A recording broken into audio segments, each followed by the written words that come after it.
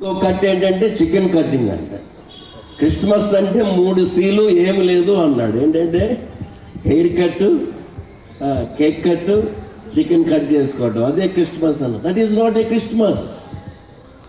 Christmas అంటే అర్థం ఏంటంటే క్రీస్తుని ఆరాధించండి, క్రీస్తుని ఘనపరచండి, క్రీస్తుని పూజించండి, ఆయనకు సాగిలపడండి. ఎందుకు? ఆయనే రక్షకుడు. యేసుక్రీస్తు ఎవరు అనే విషయాన్ని చాలా మంది అర్థం చేసుకోకుండా అపార్థం చేసుకుంటున్నారు. ప్రపంచంలో గొప్ప గొప్ప సామ్రాజ్యాలు ఉన్నాయి.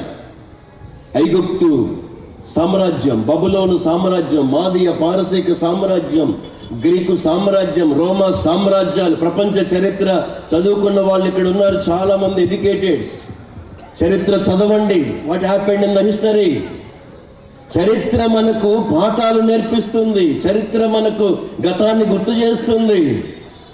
చరిత్రలో ఎన్నో ఎన్నో సంగతులు జరిగాయి. ప్రపంచంలో గొప్ప గొప్ప సామ్రాజ్యాల్లో ఎంతో మంది చక్రవర్తులు, మహానుభావులు, రాజులు, మేధావులు, మహానుభావులను పిలిపించుకున్న వాళ్ళు, మహాత్ములనే వాళ్ళు. ఇంకా గ్రీకు సామ్రాజ్యానికి వస్తే తత్వవేత్తలు, ఆర్కిమిడీస్, ప్లేటో, సోక్రటీస్, గొప్ప గొప్ప పేర్లు మనకు వినబడుతూ ఉంటాయి. చాలా తత్వ జ్ఞానము కలిగిన వాళ్ళు ఎందరో జన్మించారు. కానీ ఎవరి జన్మదినము కూడా ప్రపంచమంతా జరుపుకోవడం లేదు. ఒకే ఒక ఆయన పుట్టినరోజుని ప్రపంచమంతా జరుపుకుంటున్నారంటే ఆయన జన్మ ప్రత్యేకమైనటువంటిది. హల్లెలూయా. యేసుక్రీస్తు కారణ జన్ముడైన. There is a reason.